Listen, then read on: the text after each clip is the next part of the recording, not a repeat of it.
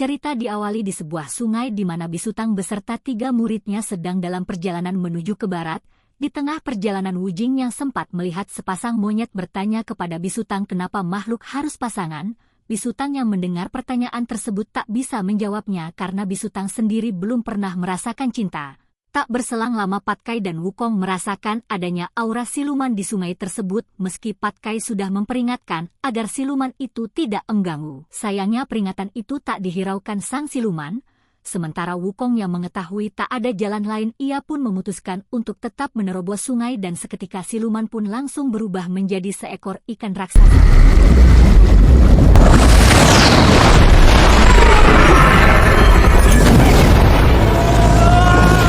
Awalnya Wukong ingin melawan siluman itu, namun melihat Bisutang yang terombang-ambing di kapal, Wukong pun lebih memilih kabur untuk melindungi Bisutang. Sedang siluman sungai yang terus mengejar membuat sebuah ombak besar untuk menjatuhkan rombongan Bisutang, dan ketika rombongan Bisutang hampir dimangsa siluman sungai, pertolongan budak pun muncul dengan membuka sebuah portal, tetapi portal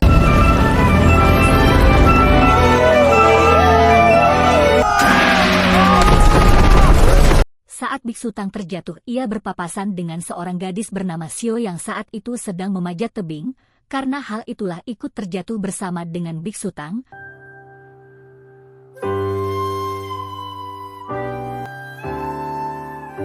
Keduanya pun sempat bertatap muka sebelum Bisutang yang diselamatkan Wukong dan Xiao yang diselamatkan oleh rusa putih. Selang beberapa saat Xiao dan Bisutang bertemu lagi. Xiao yang belum pernah bertemu seorang laki-laki bingung melihat Bisutang. Ia merasakan perasaan yang berdebar-debar yang sulit ia jelaskan. 旅途劳顿，多有乱尘杂土，还请施主见谅。你是男人？ Meskipun Xiao masih penasaran, ia harus kembali ke tempatnya, yaitu kerajaan wanita yang dimana Xiao menjadi calon ratunya di sana.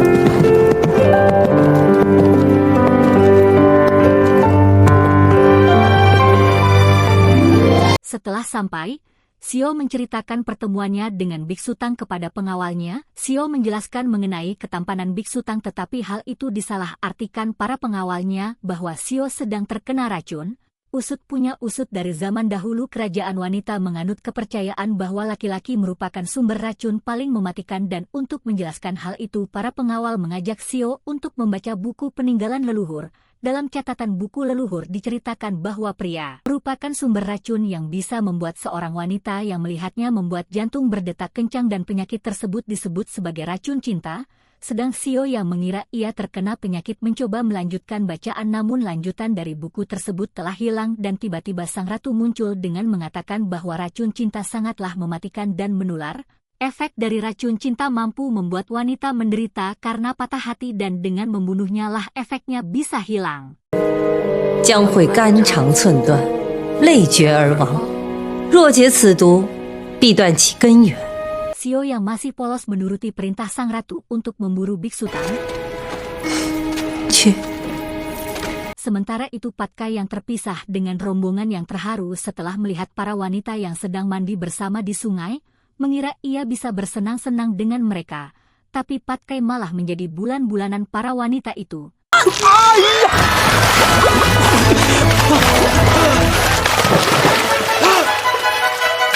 Sementara itu di sisi lain Bisutang juga terkepung oleh tentara wanita yang langsung mengarahkan senjatanya ke arah Bisutang dan yang lain.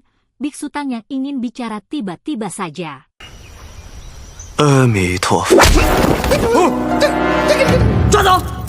Setelah Bisutang dan rombongannya tiba di istana, sang ratu langsung memerintah untuk mengeksekusi mereka, tetapi Bisutang yang mencoba menjelaskan bahwa mereka tidak sengaja tiba di kerajaan ini. Namun hal itu langsung dibantah berkat sebuah lukisan yang menggambarkan seorang biksu membawa 3 muridnya akan tiba dan menghancurkan kerajaan.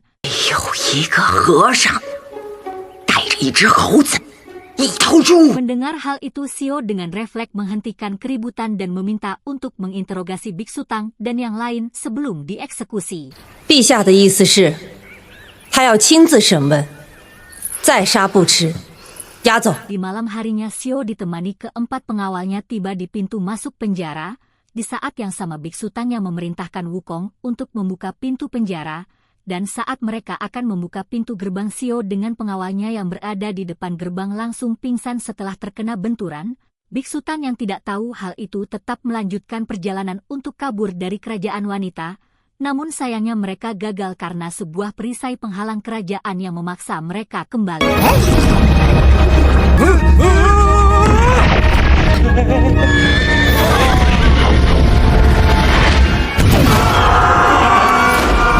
Setelah usaha mereka gagal, Wukong menyarankan untuk kembali ke kerajaan untuk mendapatkan informasi mengenai penghalang tersebut. Setelah beberapa saat Biksu Tang beserta muridnya kembali ke penjara, Wukong menyarankan agar Biksu Tang tetap diam soal pelarian tadi. Tak lama pun tiba dan berkat kebohongan ketiga muridnya, Biksu Tang terhindar dari masalah setelah membuat pingsan Xiao. 悟空，可是你觉得为师有什么本事？ 师傅，你一点本事都没有。 Kemudian Biksu Tang beserta rombongannya mulai diinterogasi secara terpisah. Saat diinterogasi, Wukong malah melakukan atraksi debus dengan melepaskan kepalanya dan membuat wanita yang menginterogasinya pingsan seketika.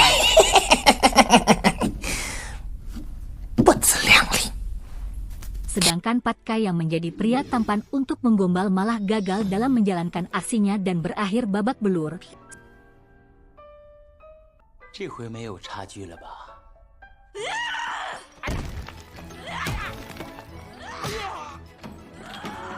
Sementara Wu Jing malah asik beradu panco.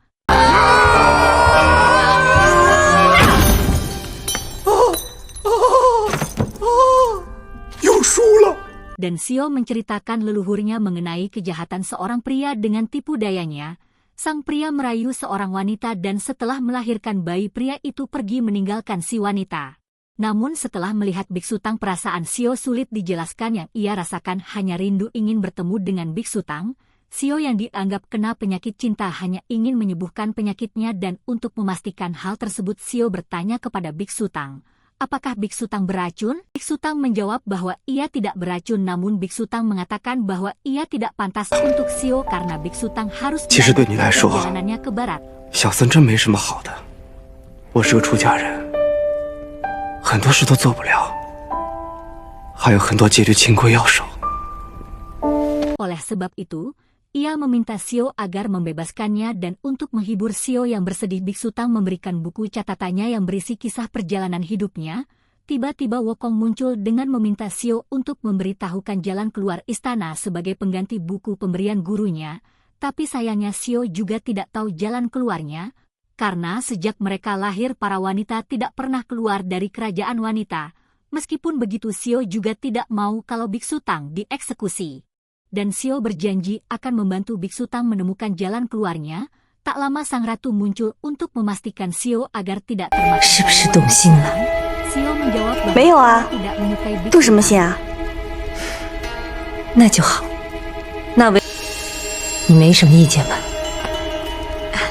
没意见，这些毒物就是该杀。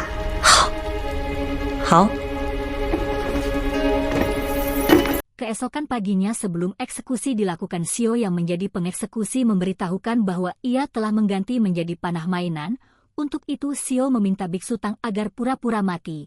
Akhirnya anak panah ditembakkan ke arah Wu Jing dan Wu Jing pun berpura-pura mati, dan ketika anak panah mengenai Biksu Tang, ia bingung kenapa ia harus pura-pura mati. Hingganya Wu Jing melemparkan batu ke arah Biksu Tang yang membuatnya pingsan, sedang Wukong yang melihat gurunya pandai berakting. Biksu Tang pandai berakting, ia pun membuat adegan dramatis di mana roh Wukong keluar dari tubuhnya. Namun saat giliran Pat Kai sang ratu mengganti panahannya menjadi balista, sang ratu juga menganggap menjadi pria merupakan kejahatan dan menjadi pria jelek merupakan. 为什么要换剑啊？男人死罪，长得难看，罪加一等。有没有品位？我这是粉嫩，好不好？放箭！我靠！完了。 Beberapa saat kemudian, Biksu Tang kembali sadar di sebuah gua di mana Sungai Ibu berada. Sungai Ibu merupakan TKP pertama kejadian leluhur wanita dikhianati seorang pria. Bahkan setelah mengkhianati leluhur wanita, pria tersebut mencoba membunuh sang leluhur. Untuk menghilangkan rasa kesedihannya, leluhur menetap di Sungai Ibu dan membuat sebuah penghalang. Sebelum sang leluhur tewas, ia mencatat kegiatannya di sebuah buku saat ia berada di luar kerajaan wanita. Bagian buku leluhur yang hilang itu kemudian merupakan catatan mengenai jalan keluar dari kerajaan wanita, tetapi sayangnya sampai sekarang potongan buku itu belum ditemukan karena sungai ibu dijaga sepasang kalajengking raksasa. Saat mereka mencari di sekitar danau, Wukong melihat pergerakan di dalam patung leluhur wanita. Kemudian Wukong menyalurkan sebuah air ke dalam patung dan muncullah sebuah lembaran buku. Ia yang bisa gerak langsung kabur dan meminta bantuan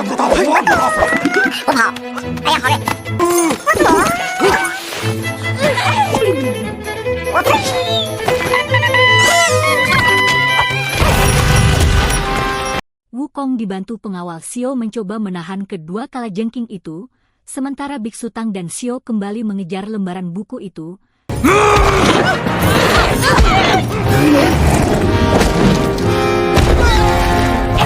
Setelah pertarungan panjang, akhirnya mereka berhasil menangkap lembaran buku menggunakan anak panah yang menempel di tubuh Patkai.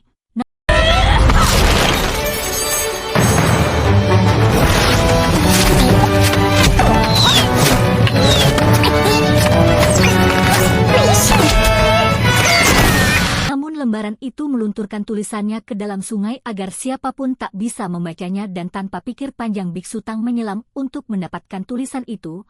Kemudian disusul Wu Jing untuk membantu gurunya mengambil tulisan itu.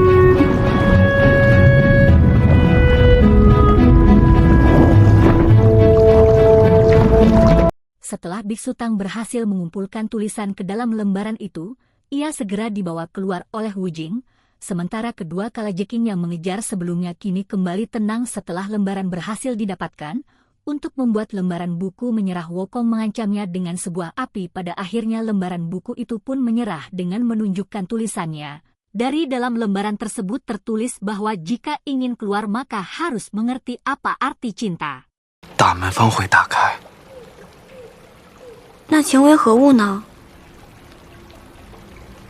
Biksu Tang tidak mengerti cinta karena ia sendiri belum mengalaminya. Seketika salah satu pengawal teringat sebuah kisah cinta rahasia antara seorang wanita dan siluman sungai. Jadi dahulu kala ada wanita yang pergi ke perbatasan karena ingin merasakan kehadiran seseorang meski keduanya tak bertemu. Mereka berdua saling merasakannya, sayangnya keduanya sampai sekarang tidak bisa bertemu karena si wanita tidak bisa keluar kerajaan dan siluman sungai tidak bisa masuk ke kerajaan.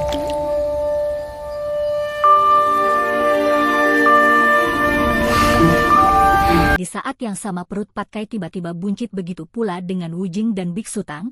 Biksu Tang yang sedang panik dan kesakitan mencoba meminta pertolongan, namun Wukong sendiri juga kebingungan harus berbuat apa, dan untuk mengatasi hal itu salah satu pengawal menyarankan agar Wukong pergi ke sebuah goa untuk mengambil obat keguguran. Setelah beberapa saat Wukong sampai di goa, di sana Wukong bertemu wanita jadi-jadian penunggu goa. Ia mengingatkan bahwa menggugurkan bayi merupakan kejahatan besar. Obat guguran yang Wukong cari hanya bisa didapatkan dari air mata penjaga goa. Sementara itu Biksu Tang menyadari jika ia menggugurkan kandungannya maka ia sama saja dengan membunuh. Sedang Wukong yang sudah bertekad ingin menyelamatkan gurunya siap untuk orang jahat asalkan gurunya kembali melanjutkan perjalanannya. Melihat ketulusan Wukong, si penjaga goa memberikan air matanya dan saat Wukong berhasil mendapatkan obat pegugur kandungan. 悟空，为师有个重要决定要告诉你。为师决定把这孩子生下来。 Ia harus menerima fakta bahwa ternyata gurunya siap untuk melahirkan dan merawat bayi tersebut. Tentu saja Wukong tidak setuju dan seketika ia pun menghentikan Biksu Tang dan yang lainnya kemudian meminumkan obat keguguran ke Biksu Tang, Patkai dan Wu Jing. Setelah kehilangan bayinya, Biksu Tang hanya terdiam dan segera pergi ke pojokan goa untuk meredakan amarahnya. 你为什么要替他做主？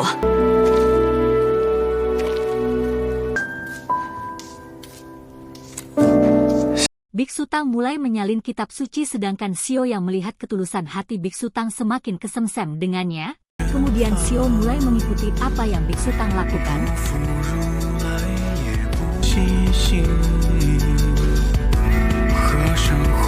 Tak lama Xiao mencoba mengungkapkan perasaannya, namun Biksu Tang kembali tak menjawab dan pada akhirnya mereka berdua tertangkap oleh sang ratu. Untuk menghindari Biksu Tang dihukum, Xiao menjelaskan bahwa ajaran para leluhur merupakan sebuah kesalahan. 把这个妖僧带走。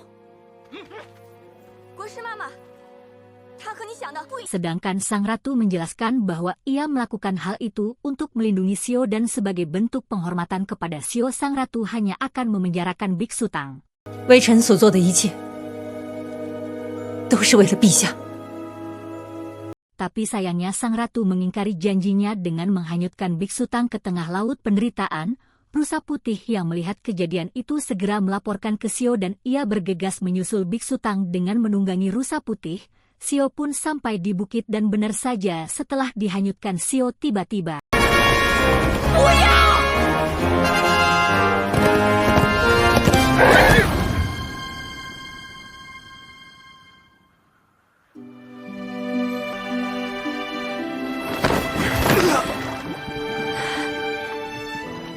Karena tak ingin kehilangan Xiao, sang ratu menemui Wukong untuk meminta bantuannya menemukan Biksu Tang dan Xiao. Laut penderitaan sendiri merupakan laut tanpa ujung dan usaha untuk mencari Biksu Tang tak membuahkan hasil.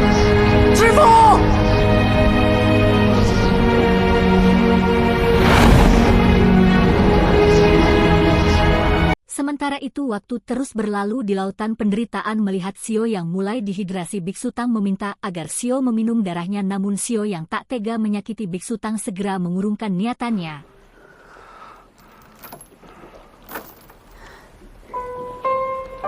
Setelah mengalami panas terik, mereka berdua diterpa badai. Dan setelah melewati semua cobaan tersebut, mereka berdua sampai di perbatasan kerajaan wanita dan kini perasaan tulus di antara keduanya membuka pintu gerbang.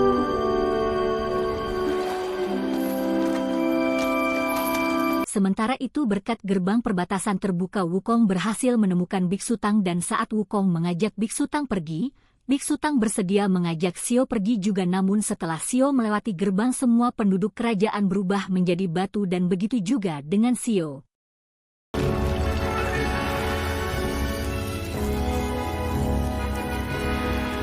Biksu Tang yang mengetahui segera membawa Xiao kembali ke dalam kerajaan dan seketika semuanya kembali normal.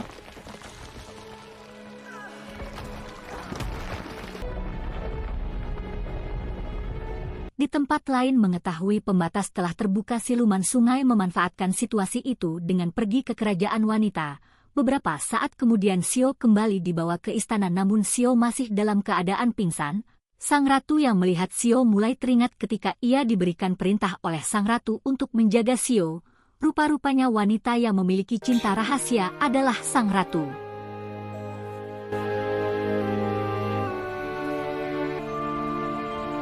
Sementara Biksu Tang yang bingung mendapatkan petunjuk dari Sang Dewi berkata bahwa manusia tidak bisa memiliki semua apa yang mereka inginkan. Malam harinya sebuah ritual dibuat untuk kesembuhan Xiao dan tanpa diduga Biksu Tang lebih memilih cinta seorang wanita dengan melepaskan jubahnya. Berkat kehadiran Biksu Tang akhirnya Xiao sadar. 你怎么没走？你终于醒过来了。 Sementara siluman air akhirnya bertemu dengan sang ratu. Namun setelah mengetahui Xiao sadar, sang ratu lebih memilih tanggung jawabnya untuk melindungi Xiao daripada bersama siluman sungai. Ia seketika marah dan mengamuk di kerajaan wanita.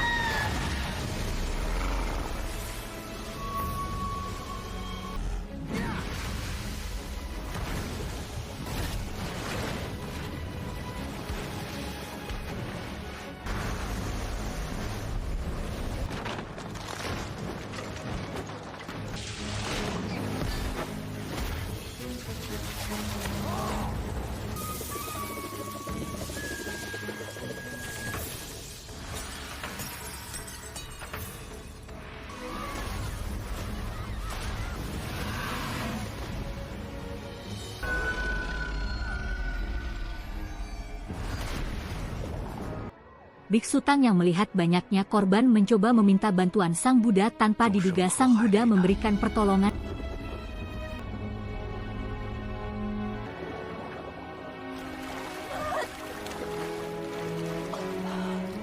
Untuk siluman sungai sempat diperingatkan oleh Sang Buddha, namun karena siluman sungai masih melawan akhirnya Sang Buddha melenyapkannya.